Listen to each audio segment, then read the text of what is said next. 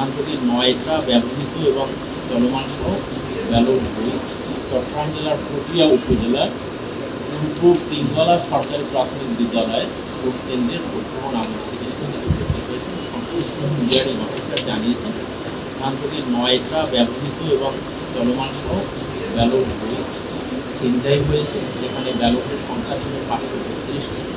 তাই presiding officer আইন মোতাবেক ওই ভোট কেন্দ্রের ভোট গ্রহণ স্থগিত করেছে। ঘোষিত তফসিল অনুযায়ী উপকূলীয় জেলাসমূহের যে উপজেলায় ভোট গ্রহণ করার কথা ছিল, সেখানে প্রথমে ছিল 19টি, পরে চাঁদপুর জেলার 2টি এবং খালিয়াজুড়ি একটি, মোট 22টি উপজেলা ছিল। এই 22টি উপজেলার মধ্যে খালিয়াজুড়ি সহ উপকূলীয় 18টি এবং পার্বত্য চট্টগ্রামের এই 20টি উপজেলা নির্বাচন অনুষ্ঠিত হবে আগামী 9ই জুন রোজ রবিবার। আর চাঁদপুর জেলার কচুয়া এবং ফরিদগঞ্জ এই দুটো নির্বাচন হবে আমাদের চতুর্থ ধাপের নির্বাচনের সাথে 5ই জুন।